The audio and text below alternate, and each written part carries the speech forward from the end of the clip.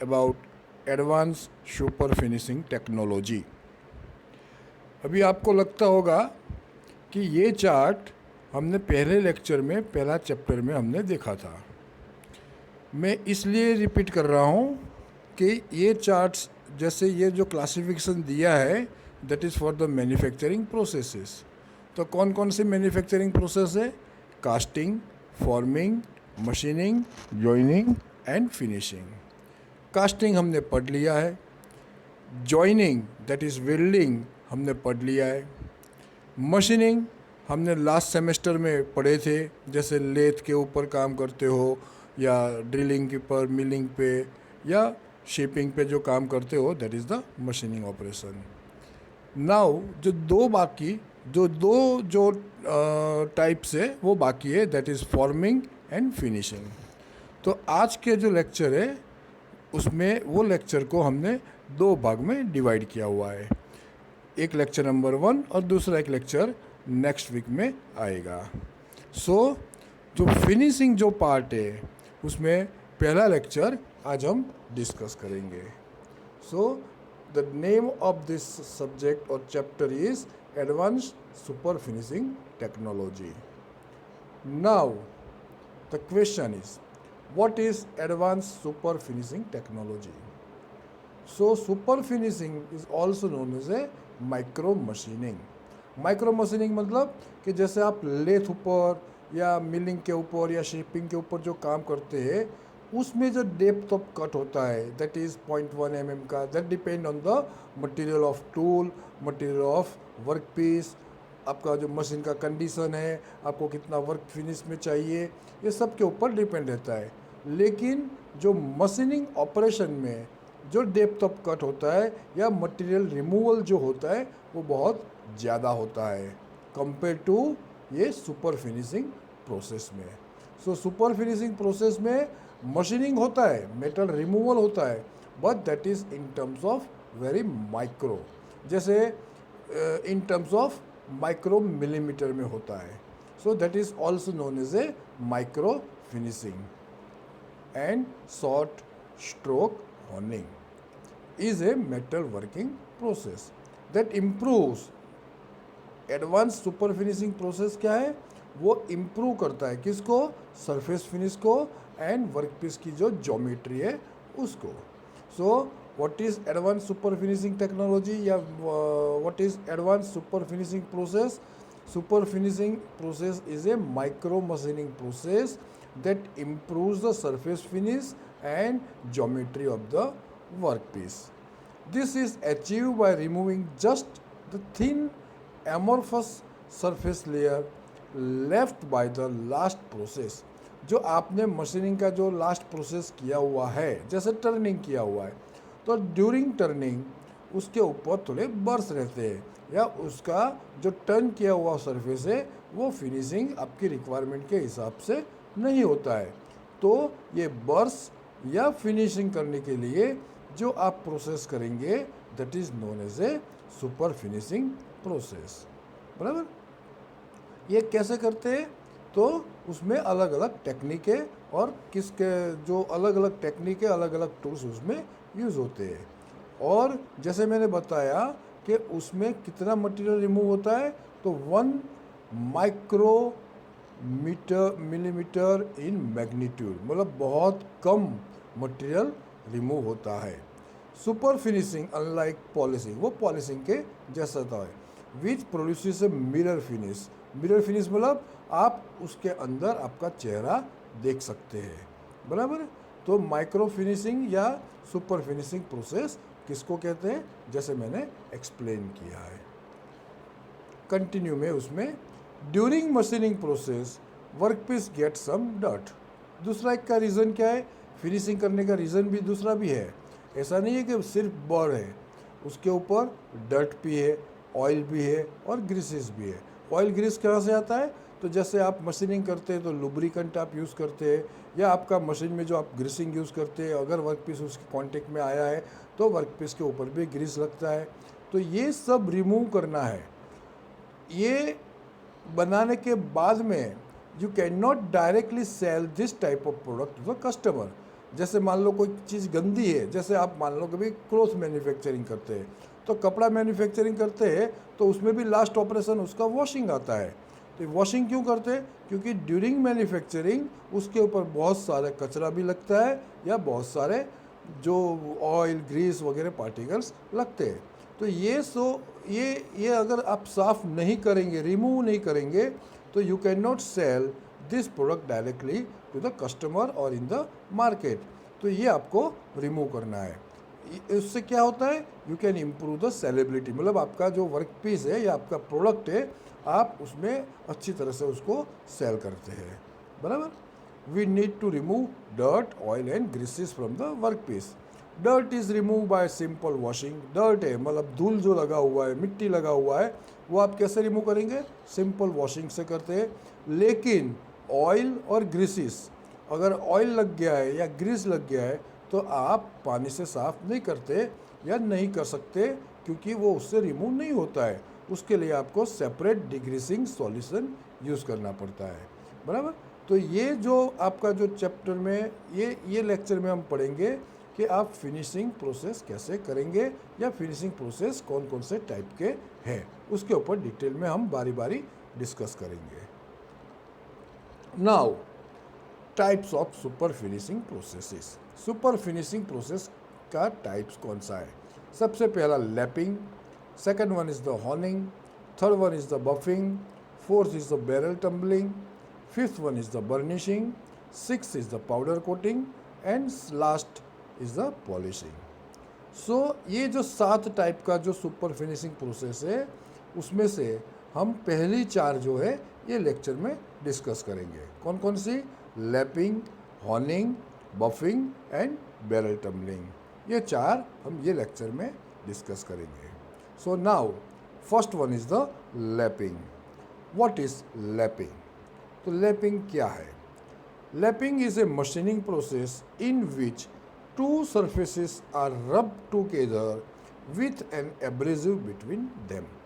मतलब lapping process क्या है कि आपको आपका जो वर्क पीस है उसके ऊपर भी कोई एक चीज़ है और उसके नीचे भी कोई एक चीज़ है, लेकिन ये दोनों के बीच में आपका वर्क पीस आता है, लेकिन जो बॉटम वाला जो प्लेट है उसके ऊपर आपको कुछ एब्रेसिव मटेरियल रखना होता है, और ये रखने के बाद आप वर्क पीस को हाथ से या फिर कोई मशीन से आप उसको मूव करते हैं। So that is known as the lapping. मैं आपको एक सिंपल एग्जांपल देता हूँ। जैसे एमरी पेपर, हम उसको गुजराती में काच पेपर बोलते हैं। अगर कोई चीज़ के ऊपर बर्स है या आपको उसको फिनिशिंग चाहिए या उसका डायमेंशंस बहुत कम, आप किसी में उसमें फिट करना है लेकिन थोड़ा सा ज़्यादा है, तो आप क्या करते हैं आप उसको एमरी पेपर से थोड़ा रबिंग करते हैं। ये रबिंग प्रोसेस हुआ, that is the lapping. The term lapping is used to describe a number of various surface finishing operations where loose abrasive powders are used as a grinding agent at normally low speed. मतलब आपको abrasive material work piece के ऊपर रब करना है, and that is with the very low speed. It is a process reserved for products that demand very tight tolerance for flatness, parallelism, thickness और finish। अगर आपको कोई एक ऐसा प्रोडक्ट बनाना है जिसका टॉलरेंस वेरी टाइट है, मतलब वेरी टाइट मतलब बहुत नैरो टॉलरेंस है। फॉर एग्जांपल आपका डायमीटर है 20 मिलीमीटर, लेकिन उसका टॉलरेंस है प्लस 0.001 एंड माइनस में 0.001। That means you can manufacture that product in between 20.001 to 19.999। ये जो हुआ वो वेरी टाइट या क्लोज टॉलरेंस है। तो मशीन, आपकी मशीन के ऊपर भी बना सकते हो, लेकिन हो सकता है कि आपका मशीन का कंडीशन इतना ज़्यादा अच्छा नहीं है, तो आप क्या करेंगे, आप वो प्रोडक्ट बनाएंगे इंस्टेड ऑफ 20.001 का आप टारगेट रखेंगे, लेकिन वो प्रोडक्ट थोड़ा आप बड़ा बनाएंगे। Instead of 20.001 you will keep the dimension as a 20.1। That means 20.1 वो आपका प्रोडक्ट आपके टॉलरेंस के बाहर है, तो आप क्या करेंगे, उसके ऊपर लैपिंग करेंगे और उसका जो भी रिक्वायरमेंट, जो भी आपका एक्सेस मटेरियल है वो आप उसमें से रिमूव करेंगे। तो लैपिंग का पर्पस क्या हुआ, एक तो पॉलिशिंग भी होता है और दूसरा अगर आपका टॉलरेंस वेरी क्लोज है या वेरी टाइट है तो उसके लिए भी आप ये प्रोसेस यूज़ कर सकते हैं।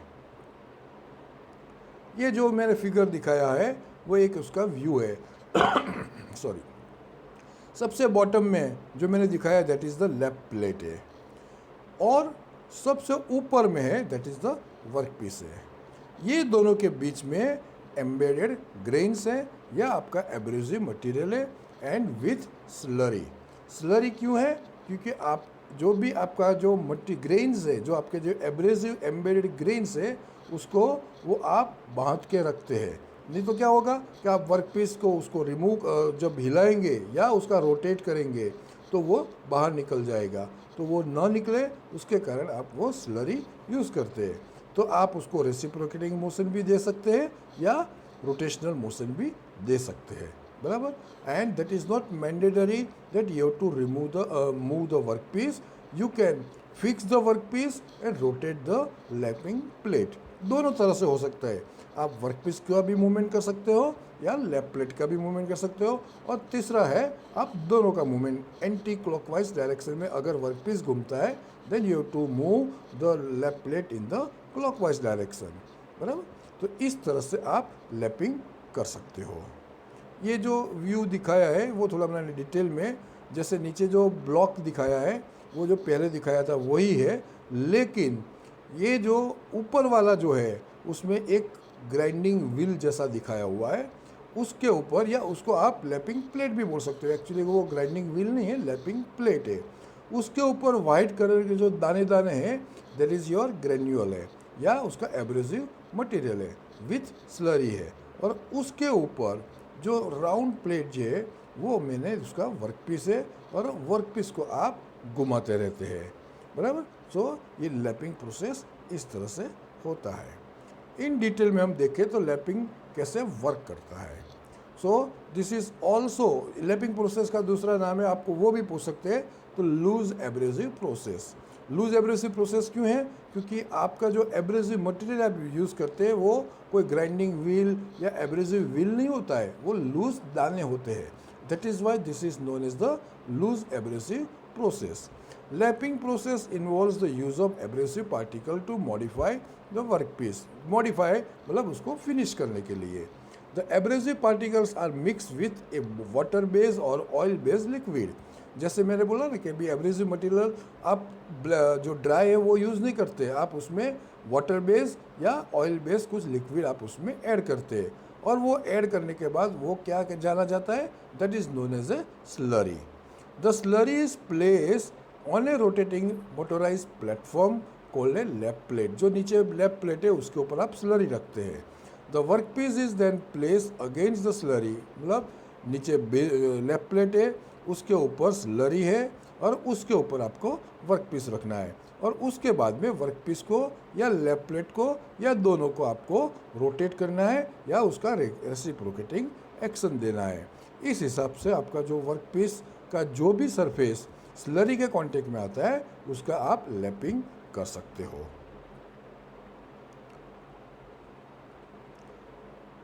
लैपिंग करने के बाद वर्क पीस कैसा होता है, तो a surface that has been lap exhibit a dull non reflective and multi directional appearance. आपका जो सरफेस होता है वो एकदम पॉलिश सरफेस नहीं होता है, वो डल होता है। नॉन रिफ्लेक्टिव मतलब आप उसके अंदर आपका चेहरा नहीं देख सकते हैं। एंड मल्टी डायरेक्शनल अपीयरेंसेस मतलब उसमें जो आपका जो नीचे जो ग्रेन्स जो होते हैं वो मल्टी डायरेक्शन में होता है। This condition is referred to as matte finish. तो लैपिंग के बाद में आपको मिरर फिनिश नहीं मिलता है लेकिन मैट फिनिश मिलता है। There may be a slight reflectivity on materials lap with very small micron size aluminium oxide abrasive. अगर आप एब्रेसिव मटेरियल के में अगर आप एल्यूमिनियम ऑक्साइड के बहुत छोटे ग्रेन साइज के पार्टिकल्स यूज़ करते हैं तो थोड़ा बहुत आपको उसमें मिरर फिनिश मिलता है, लेकिन जनरली लैपिंग के बाद में आपको जो सरफेस फिनिश मिलता है that is known as a matte finish. Second process is honing. जैसे हमने लैपिंग में डिस्कस किया वैसे ही what is honing. The honing process provides the final sizing and creates the desired finish pattern on the interior of tubing और cylinder bores. Generally honing process आपका tubing के अंदर मतलब इंटरनल डायमीटर के अंदर होता है। Finishing is accomplished by expanding abrasive stone of suitable grade and grade against the work surface. The stones are rotated and reciprocated in the part with horn abrasive under control pressure. Combining rotation and reciprocating produces a cross hatch pattern in the surface of the part being horn. मतलब जैसे आपका कोई एक cylinder है, आप क्या करेंगे, cylinder के अंदर आप एक एक टूल दाखिल करेंगे और वो टूल के सरकमफ्रेंस में आपको एब्रेसिव टूल फिक्स करने हैं। वो एब्रेसिव टूल का जो ऊपर का और नीचे का जो टोटल मिला के जो डायमेंशन होगा that is equal to the inside diameter of your barrel. उसके बाद में आप उसको मोटराइज मतलब आप उसको रोटेट करते हो और वो टूल को मैन्युअली या मशीन से रेसिप्रोकेट भी करते हो। इस तरह से ये होनिंग काम करता है। होनिंग का पर्पस क्या है तो वो मैं आपको एक नेक्स्ट फिगर दिखाऊंगा, उसमें आपको ज़्यादा अच्छी तरह से पता चल जाएगा। जैसे मान लो ये फिगर है, पहला फिगर है वो क्या है कि इनसाइड डायमीटर है, उसमें आपको थोड़े बहुत रफनेस और डायमेट्रिक रफनेस आपको अंदर में दिखता है। हॉर्निंग प्रोसेस से क्या होगा, वो आपका जो अनइवननेस है इनसाइड डायमीटर में वो एकदम इवन हो जाएगा। सेकंड फिगर है वो अंदर का जो डायमीटर है इनसाइड डायमीटर है वो टेपर है। हॉर्निंग प्रोसेस से क्या होगा, आप वो टेपर के बदले आप उसको पैरेलल कर पाएंगे। और third one is the axial straightness, उसका ठीक तरह से नहीं है। तो हॉर्निंग के बाद आप ये एक्सियल जो स्ट्रेटनेस है वो ला सकते हैं। तो ये तीन जो आपका जो डिफेक्ट, मैं ये डिफेक्ट इसलिए बोल रहा हूँ कि आप उसको इम्प्रूव करते हैं इसलिए वो डिफेक्ट है। जनरली ये डिफेक्ट नहीं है, ये मशीन का कुछ लिमिटेशंस है जो उसके कारण ये जनरेट होता है। तो ये जो उसका जो भी डिफेक्ट है उसको इम्प्रूव करने के लिए आप ये हॉर्निंग प्रोसेस कर सकते हो।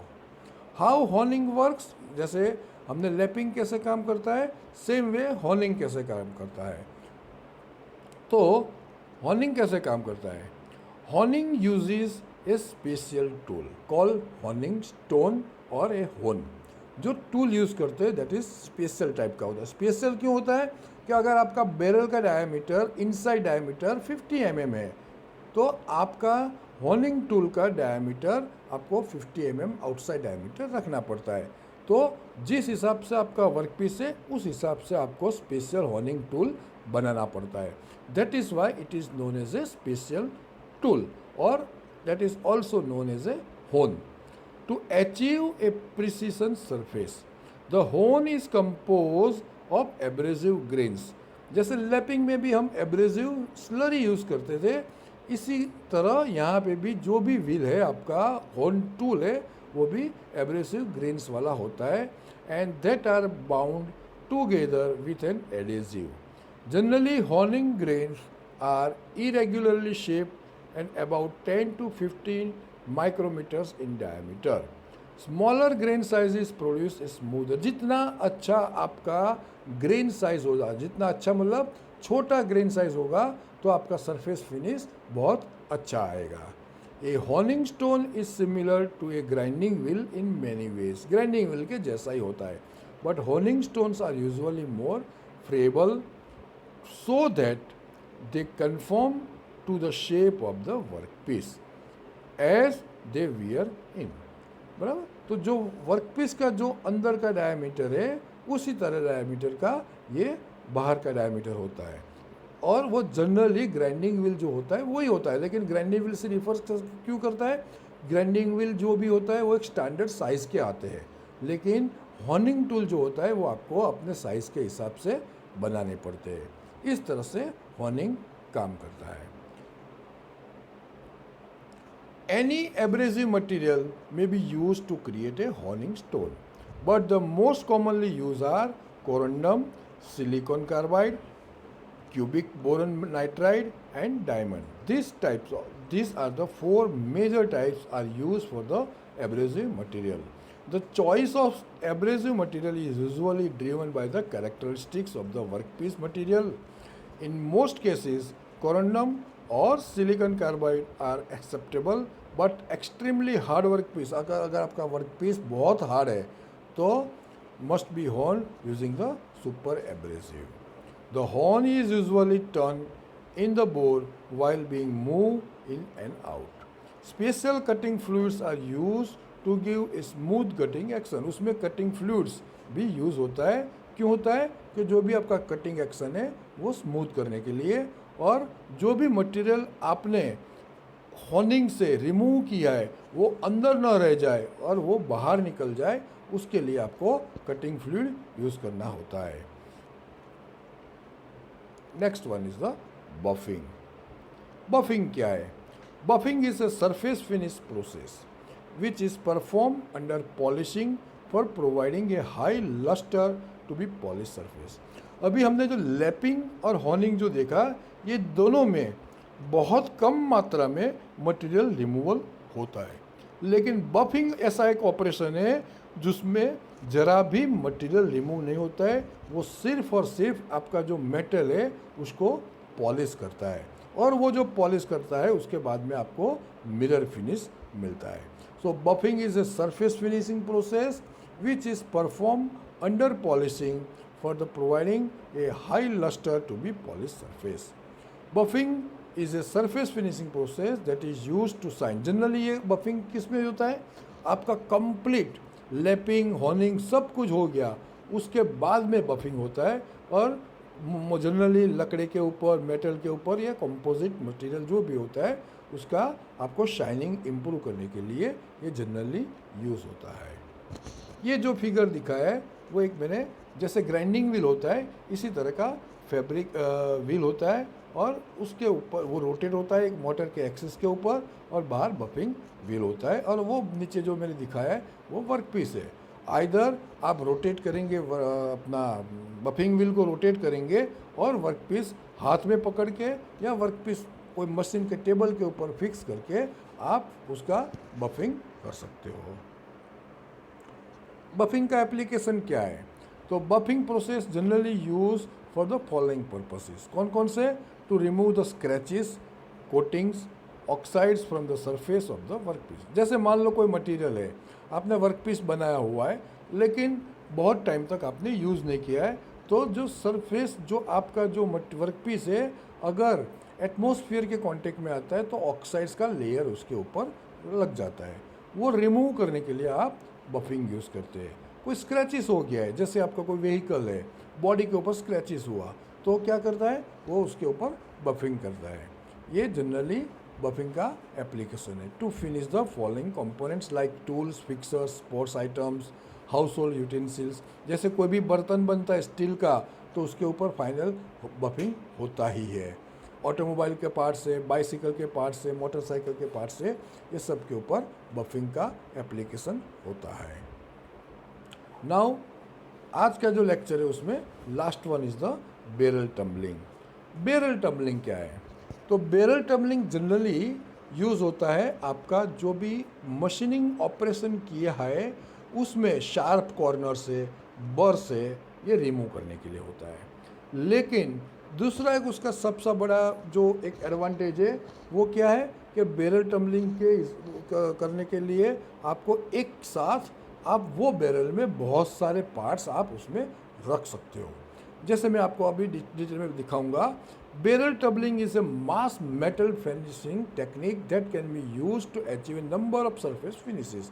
मतलब आप कोई एक बैरल है, राउंड भी है, हेक्सागोनल शेप है या ऑक्टागोनल शेप है, आप वो बैरल के अंदर number of pieces in terms of 50, 100, 200 या थाउजेंड्स आप उसमें रख देंगे और उसके बाद में वो बैरल को आप बंद करेंगे। वो बैरल बंद करने के बाद आप उसको रोटेट करते हैं। अगर रोटेट करते हैं तो क्या होता है कि उसके अंदर जितने भी पीसीस आपने रखे हैं वो हर एक पीसीस दूसरे पीसीस के साथ में कांटेक्ट में आता है और वो कांटेक्ट में आने के बाद में जो भी उसके शार्प कॉर्नर्स है वो रिमूव होता है या जो भी बर्स है वो रिमूव होता है। तो ये बैरल टम्बलिंग का प्रोसेस इस तरह से किया जाता है। जैसे मैंने जो ये डिस्कस किया कि वो कैसे वर्क करता है, तो barrel tumbling is also known as a barrel finishing is a surface improving operation in which a mixer of parts media and compounds are placed in a 6 or 8 sided barrel and rotated at a predetermined speed for a purpose of rounding corners। जैसे मैंने बताया को sharp corners है उसको rounded करने के लिए, बर्स है तो डिबर करने के लिए, या उसका जो फिनिशिंग अच्छा नहीं है तो ग्राइंडिंग के लिए, उसके ऊपर स्केल लग गया है तो डिस्केलिंग के लिए, फ्लैश है तो डिफ्लेशन के लिए, और improving surface finishing, burnishing, polishing and radiusing parts bulk में करने के लिए आप बैरल टम्बलिंग यूज़ करते हैं। It works by tumbling parts in A rotating wheel. Tumbling parts मतलब उस एक दूसरे के साथ में उसका टकराना, thus creating friction by tumbling parts against each other and against other material such as media and compounds। इस हिसाब से आपका बैरल टम्बलिंग का प्रोसेस होता है। Now on this basis you have to answer only one question, that is explain lapping, honing, buffing and barrel tumbling process। Thank you।